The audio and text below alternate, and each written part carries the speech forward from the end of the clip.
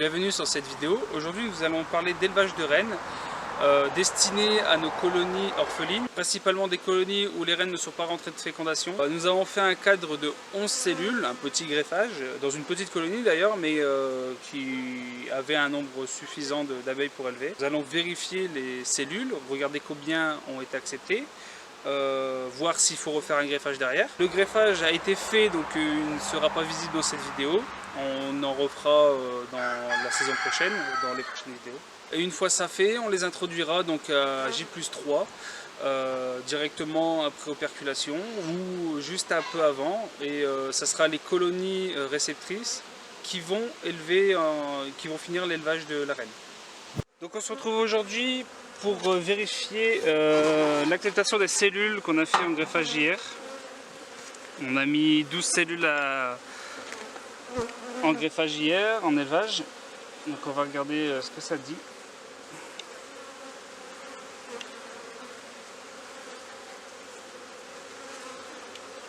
Alors,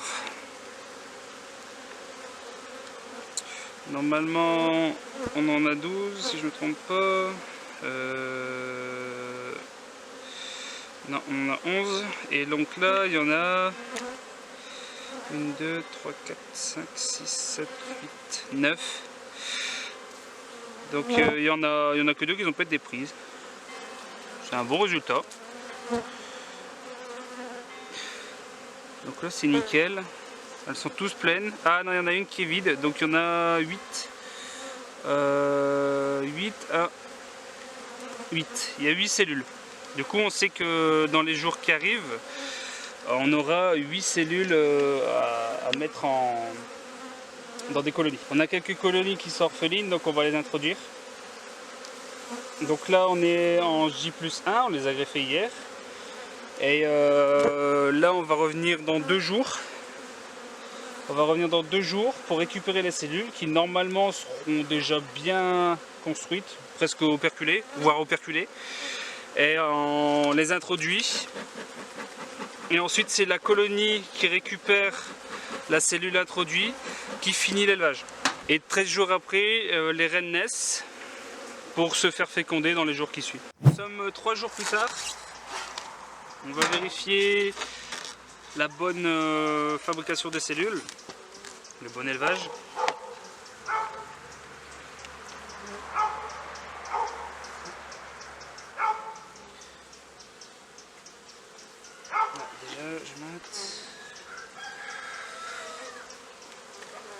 Alors, qu'est-ce que ça dit?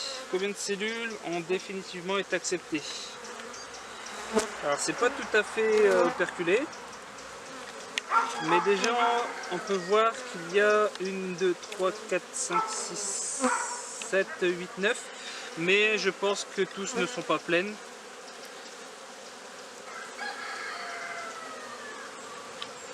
Ah bah si, tout le monde est plein. Tout le monde est plein. Ici.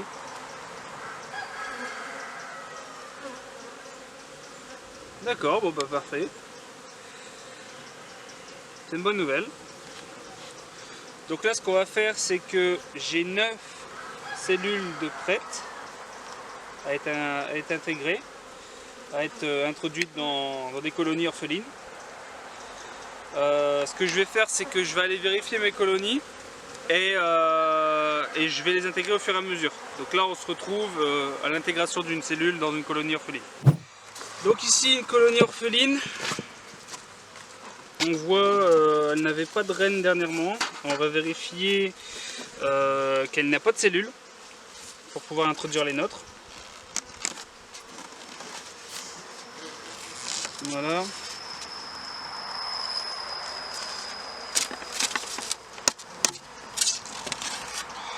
Le cadre y a bougé là. Alors qu'est-ce que ça dit? Provision. Elles ont bien rentré d'ailleurs. Elles en ont bouffé mais elles en ont rentré aussi.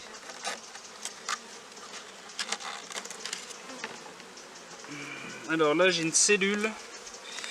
Enfin du moins une ébauche. Et dedans j'ai rien du tout.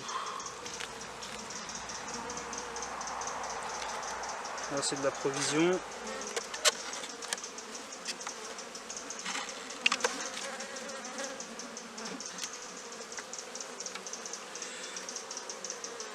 Ah, et il y a une teigne qui est encore passée par là. Alors là, je regarde s'il n'y a pas une vierge.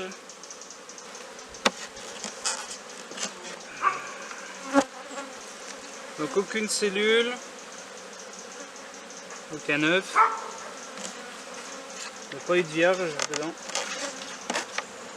J'ai une ébauche. Il y a de la provision. Ok. Donc là, ce qu'on va faire, c'est que j'ai un cadre de couvain. J'ai un cadre de couvain ici, donc operculé. Et sur ce cadre,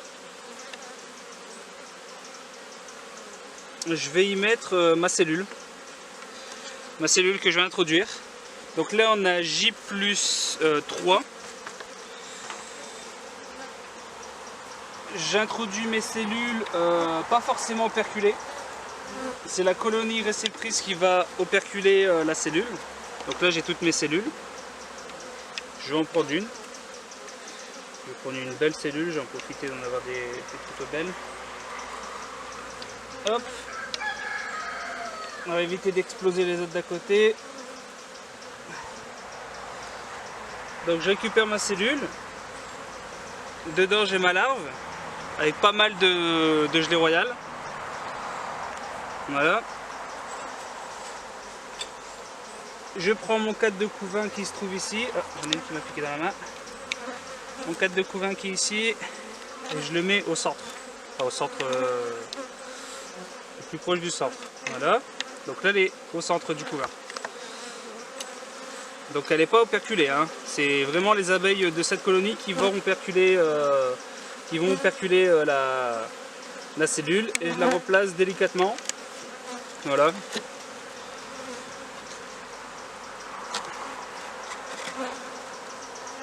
Parfait. Voilà, j'ai pas de crémaillère, c'est des ruches pour cette année. Je remets au chaud mes cellules. Hop. Je fais une introduction de cellules donc à J+3. Normalement, en général, on conseille de les mettre plus tard, limite quelques jours avant l'éclosion. Moi, je le fais à J+3, comme ça, je suis sûr que ma colonie elle a une cellule. Je vais repasser d'ici quelques jours, voir si elles l'ont bien intégré, bien consolidé contre le cadre. Et à partir de ce moment-là, je sais que ma colonie a au moins une cellule royale qui va fournir potentiellement une vierge, puis une reine après fécondation. Donc là, c'est des colonies qui vont plus bouger, enfin elles vont grossir encore un peu, mais elles vont plus bouger jusqu'à l'hiver, enfin cet hiver pour l'hivernage et pour le printemps prochain. Et au printemps prochain, elles vont redémarrer, voilà quoi. La reine, elle aura le temps, là, c'est les dernières fécondations qui vont arriver. Elle va avoir le temps de refaire ses abeilles d'hiver. Donc là, on est le 3 août. Donc elle a le temps, elle a tout le mois d'août pour se faire ses abeilles. Tout le mois d'août, là on est plutôt, il lui reste 13 jours. Donc dans 13 jours, elle naît. Fin août, elle va commencer à pondre. Et au mois de septembre, octobre, elle fera ses abeilles d'hiver.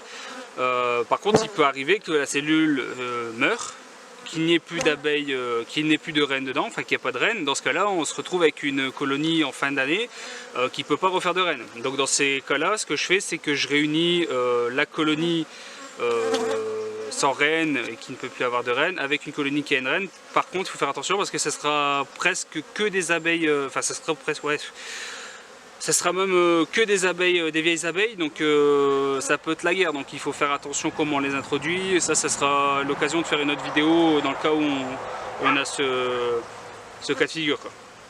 Voilà, donc une introduite. Donc là on retourne sur une nouvelle colonie. Alors il n'y a pas de... Qu'est-ce que j'avais écrit, reine non vue, pas de ponte. Il y avait de la ponte 3 jours avant, mais on n'a pas vu la reine. Donc ce qu'on va faire, c'est qu'on va regarder. Il y a un peu de pop, c'est pas mal. Il n'y a pas de vierge dessus, non. De vierge ou de reine, hein, d'ailleurs. Alors qu'est-ce que ça dit? On va mettre un tout petit coup de fume. Ça, c'est pas encore trop agressif là. Qu'est-ce que ça dit? Pas de ponte déjà là. D'ailleurs, nous voyons aussi qu'il n'y a pas beaucoup de réserve. Alors, ah bah il n'y a pas de ponte.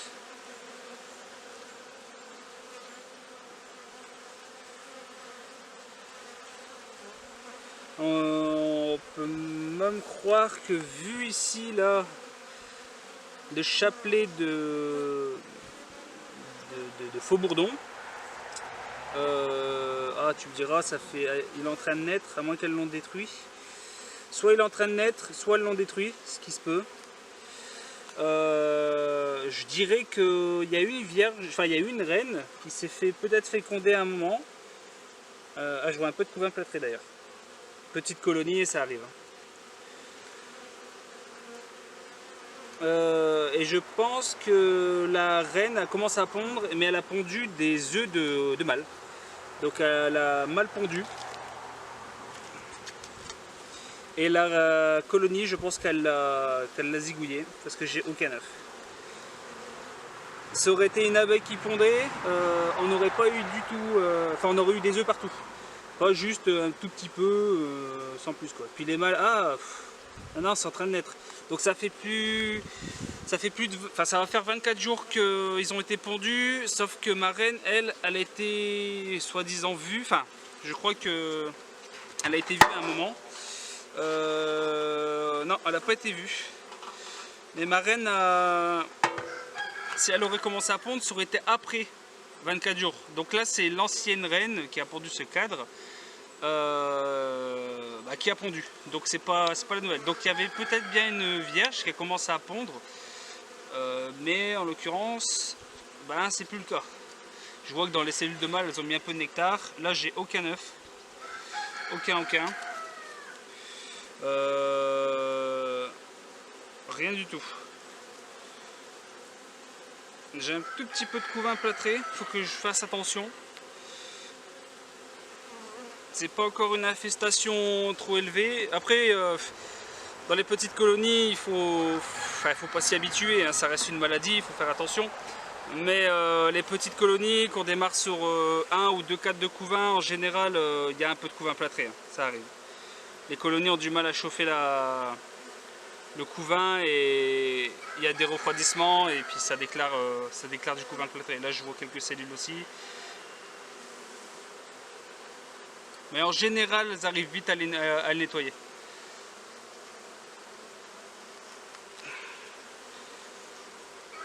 C'est une maladie que les abeilles arrivent à nettoyer, donc elles nettoient les cellules, à condition qu'il n'y a pas un cadre complet rempli de cellules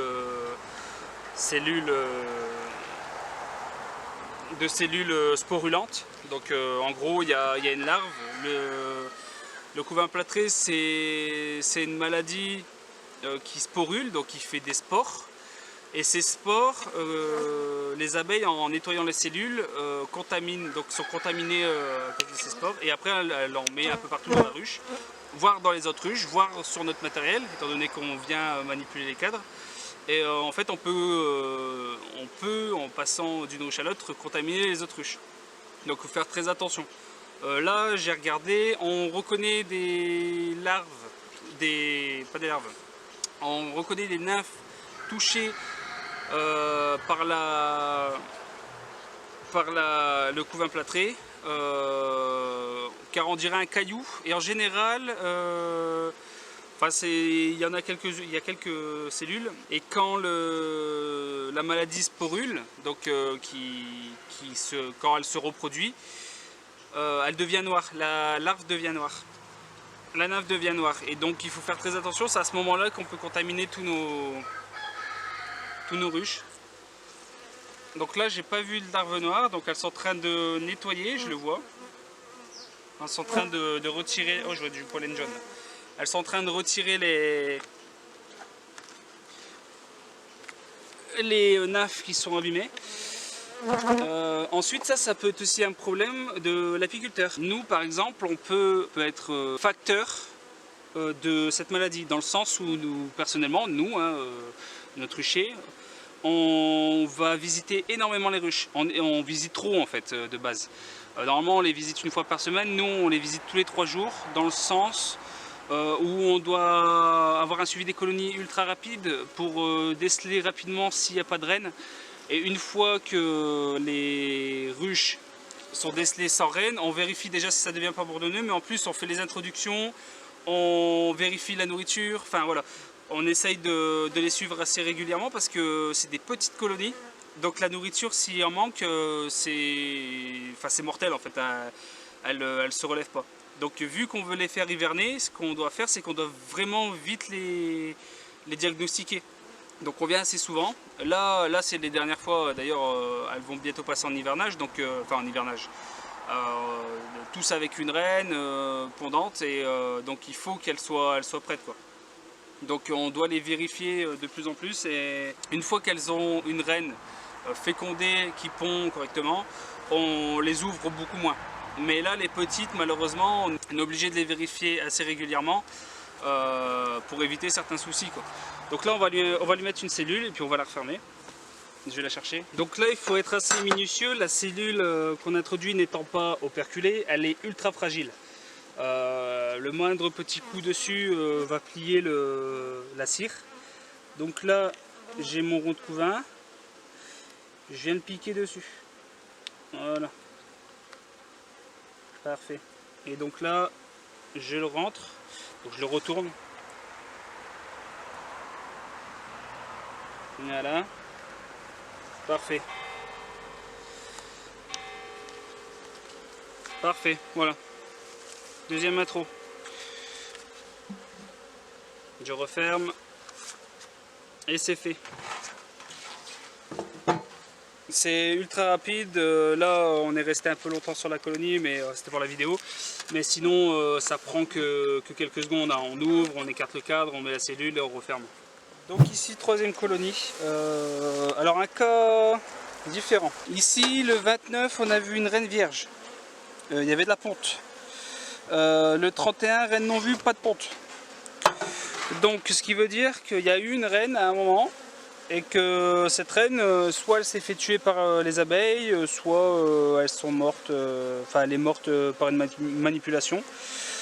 Toutefois, dans notre cas, on ne sait pas s'il y a une reine. Alors du coup j'ai vérifié, j'ai pas vu de reine. Qu'est-ce qui se passe si j'introduis une cellule et qu'il y a une reine dans la colonie? En soi rien. Il va juste avoir de la perte au niveau de la cellule. La cellule va être détruite par les abeilles, étant donné qu'il n'y a pas besoin de reine.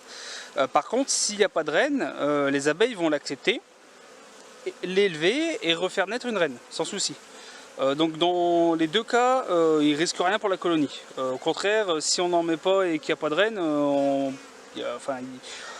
a un peu un souci quoi. Donc vaut mieux en mettre une et la perdre que de ne pas en mettre et perdre la colonie. Il n'y a pas photo. Donc là on en revient au même, hein. Là j'ai un cadre de couvain ici. Un beau cadre de couvain. Je vais aller chercher une cellule, l'introduire et refermer. Et on viendra voir ça dans quelques jours. Voir si elle a été détruite. Alors du coup je viens prendre mon cadre. J'écarte un peu les abeilles. Et je le mets dans le plein couvain. Voilà. Alors pourquoi au milieu du couvain? Étant donné que les jeunes abeilles, donc les nourrices, sont au milieu du couvain, sont sur les couvains, je la mets au centre pour qu'elles les prennent mieux en compte. Dans tous les cas, elles vont le prendre en compte, mais par exemple si je le mettais sur un cadre de rive rempli de miel, je vois pas, il n'y a pas trop d'intérêt quoi. Le couvain il se trouve pas là, les nourrices n'y vont pas quoi. Ou du moins ils vont moins. Donc voilà, on viendra voir cette colonie dans quelques jours, je dirais 3-4 jours. On va voir un peu l'avancée des choses, voir s'il y avait bien, s'il n'y avait plus de reine justement et s'il y avait bien lieu de mettre une cellule. Dans cette colonie, j'ai une colonie sans reine avec une serre. Alors pourquoi avec une serre? J'ai rien introduit. Chaque colonie, même orpheline, est réapprovisionnée en couvain régulièrement quand il en faut. Du couvain du couvain naissant et du couvain ouvert. Comme ça, s'il n'y a pas de cellule qui prend en compte ou autre, eh ben, elles peuvent réélever dessus. Jamais une reine naît sans couvain, donc ça veut dire qu'il n'y a pas de perte de temps. Dès qu'une vierge arrive, le temps qu'elle se mette à pondre, moi je mets quand même du couvain pour dire que la colonie ne perd pas son avancée. Donc ça veut dire que je récupère des couvains dans les ruches les plus populeuses et je le mets dedans, quoi. Donc là on a un beau couvain, je ne vois pas de CR. Ah si, elle a été bouffée, donc ici on voit qu'elle a été ouverte, ici et ici.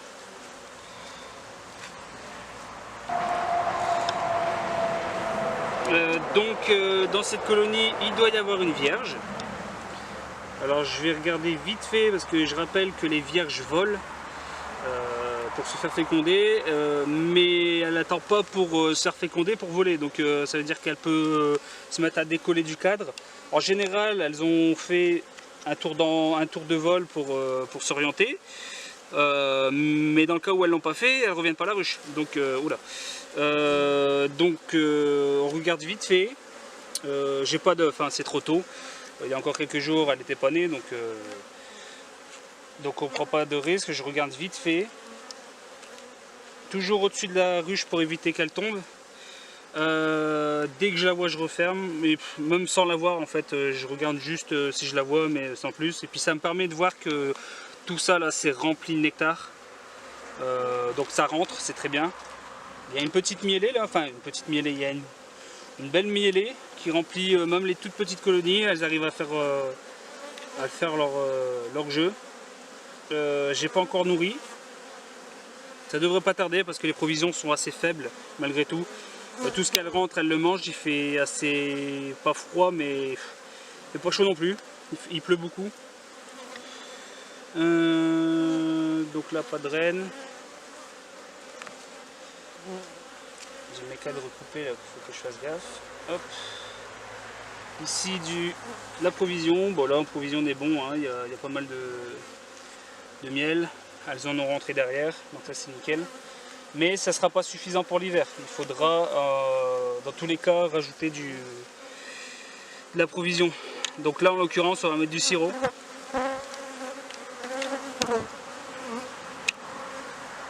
Dans les prochains jours on fera une vidéo.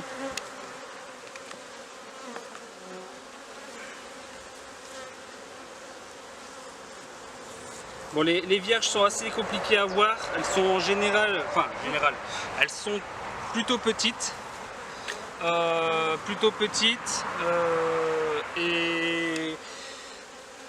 Et dures à voir en fait.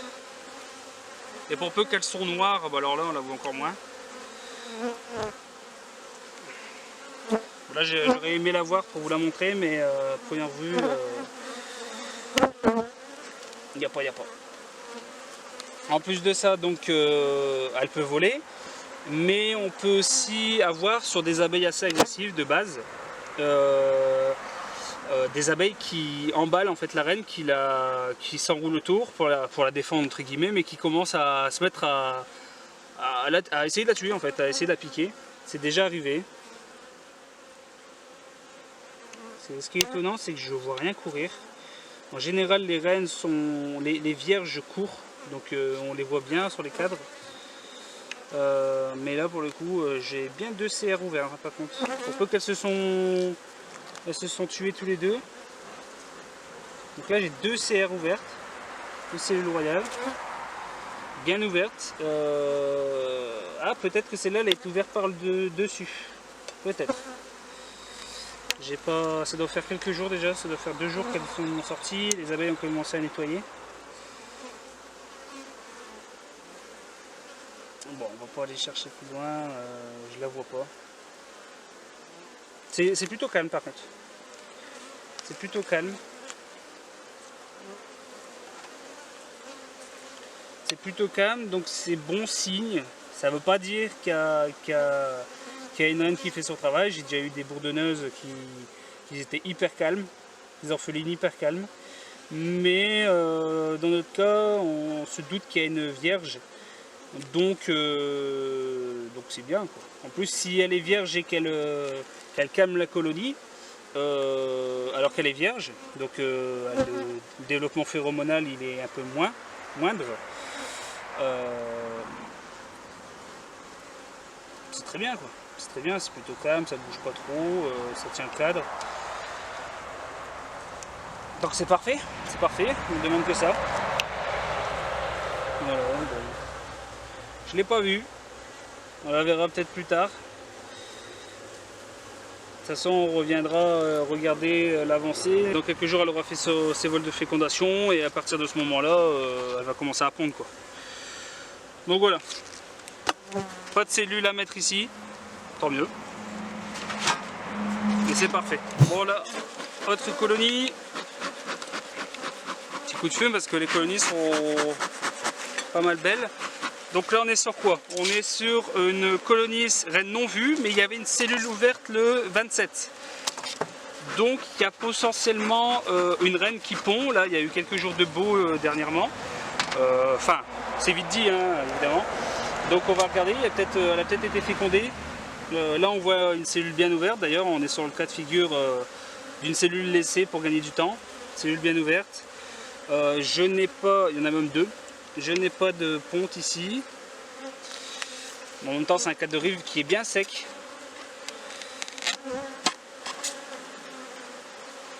Là, c'est un cadre de mâle. C'est bien. Il y a pas mal de mâles dessus, donc ça va féconder les reines. Ici, qu'est-ce que j'ai? J'ai un couvain, un reste de couvain avec une cellule ici. J'ai encore une CR qui est fermée. J'en ai même encore ici, donc il n'y a peut-être pas eu de naissance tout compte fait. Le cadre vient peut-être d'une autruche, ou alors je lui ai remis un cadre dernièrement, ce qui m'étonnerait. J'ai fait ce qu'on appelle un équilibrage des colonies, donc c'est-à-dire que j'ai remis les colonies tous au même nombre de cadres de couvain, mis à part les grosses qui se sont retrouvées avec un cadre de plus de couvain et deux cadres de... Ah bah j'ai une vierge, j'allais dire des bêtises parce que j'ai une vierge. J'ai une vierge juste ici, à mon doigt, à mon petit doigt. Mais c'est un cadre de couvain qui a été ajouté après. Alors ce que je peux faire, c'est que ce cadre de couvain avec ces trois cellules relais, il y en a encore une derrière. Ce que je peux faire, c'est enlever la reine vierge, la mettre dans la colonie là, et ce cadre je le mets dans une colonie qui n'a pas de reine. D'ailleurs c'est ce qu'on va faire. J'ai des colonies qui n'ont pas de reine. Ce cadre je vais le prendre et je vais le mettre dans une colonie où je devrais intégrer une cellule. Pourquoi? Parce que ces cellules là, elles ne sont pas détruites encore. La reine n'a pas piqué dedans, je vois qu'elles ne sont pas détruites. Donc elles vont naître aujourd'hui ou demain. Donc il faut en profiter. J'ai trois cellules, alors j'aurais pu les séparer et les mettre dans d'autres colonies, je l'aurais fait. Mais en l'occurrence, non. Alors ce que je vais faire, c'est que je vais voir où est ma reine vierge. Elle s'est baladée, elle se balade encore. D'ailleurs, elle court pas vite.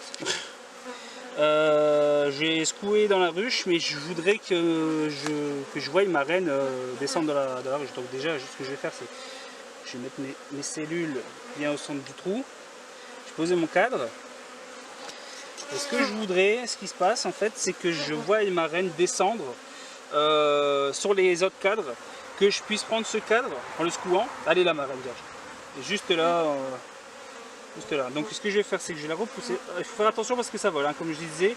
Là elle battait un peu des ailes parce qu'elle se sentait bloquée. Donc là, pour bien faire, il faudrait que je la prenne sur le doigt ou autre. Voilà. Et pourquoi je ne secoue pas avec la reine dessus? Par principe, si je secoue la reine dessus, qu'elle tombe sur le côté de la ruche ou quoi, je me retrouve avec une colonie qui est toujours sans reine. Et là on perd du temps, surtout que je ne vais pas lui laisser de cellule, hein, ça serait complètement idiot. Je pourrais la choper par les ailes, c'est peut-être tout ce que je vais faire d'ailleurs. Hein. Je vais peut-être la choper par les ailes, après tu me diras, j'ai le doigt qui colle. Je risque de l'abîmer. Il faut qu'elle vole, donc si on lui abîme les ailes alors qu'elle n'a pas fait son vol de fécondation, on est un peu con. On va se retrouver con. Bon, on va faire autre chose. Je vais le poser. Alors on ne fume pas ces cadres logiquement, mais dans certains cas ça peut être utile, comme dans notre cas. J'ai pas envie de le secouer, donc ça va la faire descendre.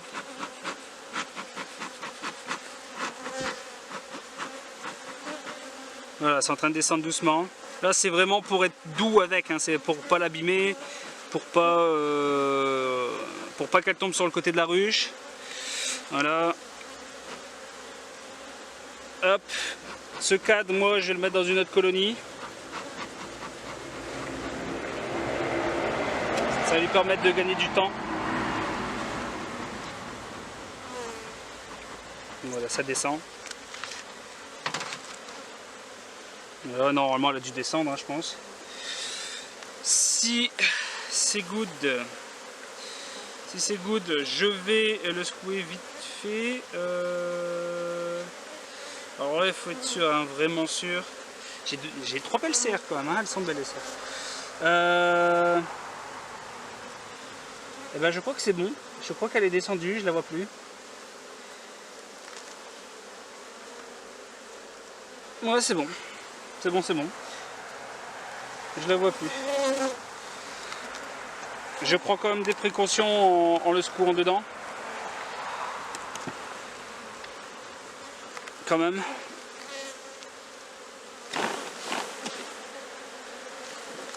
Alors attention, ce que je viens de faire, il ne faut pas le faire au 11e jour. 10, 11, 12e jour de la cellule. Parce que la larve est tenue, la nymphe plutôt, est tenue par un petit fil. Et si on vient secouer ou à le retourner ou autre et que le fil se casse, on tue la larve. Donc il faut faire très attention. Donc ça, on va le mettre de côté. Je vais recaler les cadres. Donc là, en gros, je l'enlève un fin de couvain naissant. C'est pas grave, c'est une petite colonie. D'ici quelques jours je viendrai voir si la reine pond et je lui remettrai un cadre bâti et ça sera fait quoi. Donc là je fais ça, je le mets à côté, donc il y aura quelques abeilles mais la reine n'est plus dessus, je suis sûr. Voilà, donc je referme et je viens chercher ce cadre sur une autre ruche. Donc là on est en fait sur notre éleveuse, celle qui avait le picking. J'ai plus de ruches ayant besoin de cellules pour le coup. Et là il me reste 1, 2, 3, 4, 5 cellules. Sauf que j'ai toujours mon cadre avec mes cellules. Et ces cellules-là vont naître aujourd'hui ou demain. Donc ce que je vais faire, c'est que je vais m'amuser, enfin m'amuser entre guillemets. Je vais prendre mon cadre de couvain déjà présent dans la ruche. Voilà. Je mets mon cadre naissant avec mes reines, donc il va naître. J'ai de la chance, mon cadre il passe pile, c'est un cadre qui était, on dirait, prévu pour ça. Je redécale, mais je laisse mon greffage dedans. Alors qu'est-ce qui va se passer, selon vous? Eh ben, deux choix.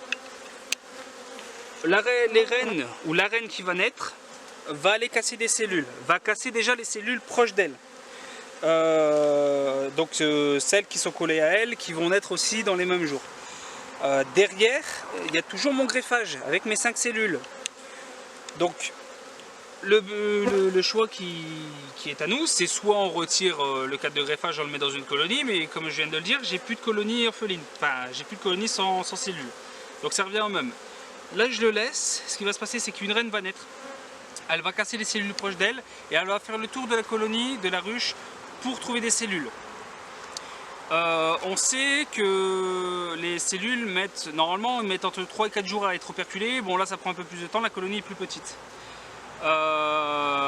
Donc elles vont mettre un petit peu plus de temps, peut-être demain ou après-demain elles seront operculées. Donc en fait il reste 2 jours où elles vont rester ouvertes, c'est-à-dire 2 jours où elles vont être à la merci de la reine. Donc il y a un risque que la reine vienne détruire les cellules, ça se peut, hein. Ou bien même que la colonie sente les phéromones de la reine et se dise bah, il n'y a plus besoin de cellules, on va nettoyer les cellules en cours et puis basta quoi. Mais pour le coup je prends le risque, j'ai plus besoin de cellules pour l'instant, il me reste 5 cellules, mais je garde le cadre au cas où elles ne viendraient pas les détruire et que la colonie ne les détruirait pas. Comme ça, si j'ai des colonies où les reines meurent en fécondation ou si la reine ne vient pas à terme, j'ai toujours des cellules, enfin potentiellement. Et donc dans 2 jours, enfin quand elles seront operculées, j'y mettrai des bigoudis et les laisserai arriver à leur terme. Alors 15 jours. Une fois qu'elles seront à 15 jours, je verrai mes autres colonies si elles ont une reine qui sont nées. Donc 15 ou 16 jours, ça dépend. De toute façon, elles seront en bigoudi, donc même si elles naissent, c'est pas trop grave. Et si elles sont nées, s'il en manque, et que celles-là sont encore bonnes, je vais les introduire là-bas. Après, je peux perdre tout à fait le cadre, et dans ce cas-là, je serai obligé de refaire un picking ou remettre un cadre avec des cellules ou autre. Mais pour l'instant, j'ai pas envie de perdre ce cadre, j'ai pas envie de le détruire, donc je laisse dedans, quitte à le perdre comme ça, c'est pas grave. De toute façon, il n'y a pas de reine. La reine va naître soit demain ou après-demain, donc on verra. On verra, c'est pas trop grave encore. Pour le coup, je préfère faire ça et attendre. C'est une possibilité. Mais il faut connaître, il faut savoir les risques qu'on encourt en faisant ça. Si vous faites un picking, vous avez des cellules sur le côté qui vont naître avant les cellules que vous avez mis en picking. Bah là par contre ça pose souci parce que vous comptez sur ces cellules que vous avez mis en élevage. Alors si elles se font détruire, bah, vous perdez tout votre picking. Or moi déjà j'ai récupéré mes cellules que j'avais besoin. Donc c'est pas grave si je perds ces cellules. Au contraire, peut-être même que les 3 cellules qui sont sur ce cadre sont morts et puis ben comme ça j'ai ces cellules qui restent là quoi.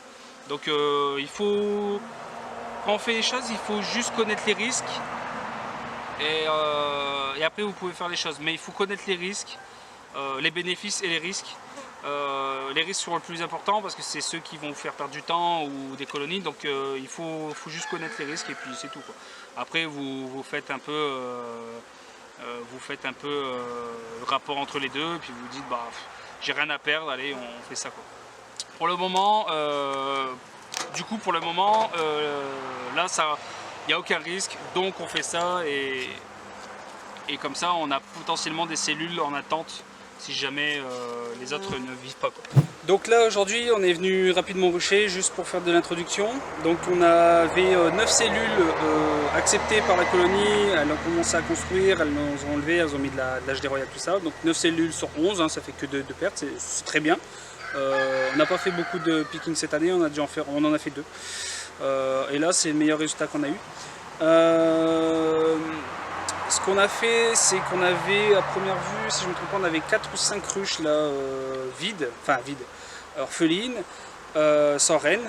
Il y en avait peut-être 2 qui avaient déjà, non du coup il nous en reste 5. Il y en avait du coup, il y en avait 6 en tout et on en a 2 qui avaient déjà des cellules. On en avait une, on a vu qu'il y avait même une reine vierge qui était née. Donc il restait un cadre avec 3 cellules non percées, donc on en a profité, on les a récupérées. Et du coup, ce qu'on a fait, c'est qu'on les a mis, ces cellules, dans l'éleveuse qui avait nos cellules royales, notre picking. Pour pas perdre ces reines justement qui vont naître de ce cadre, qui vont naître dans les prochains jours, donc on gagne du temps. Mais pour pas perdre aussi nos cellules de picking. Alors notre picking, on connaît la génétique, alors qu'on ne connaît pas la génétique des reines qui vont naître. Mais cette année, comme je l'avais dit dans la vidéo dans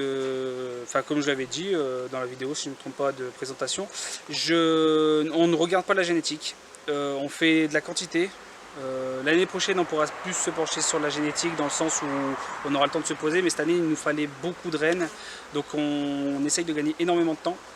Là on arrive en fin de saison, ça commence à être tendu pour faire des colonies, c'est même quasi plus possible en fait de faire des essaims. Du coup là ce qu'on fait, c'est que les dernières reines qui doivent naître sont les dernières, elles vont se faire féconder et on ne fera plus d'élevage cette année, on recommencera l'année prochaine. Du coup, toutes nos colonies là ont soit des CR, soit des reines vierges, soit des reines fécondées.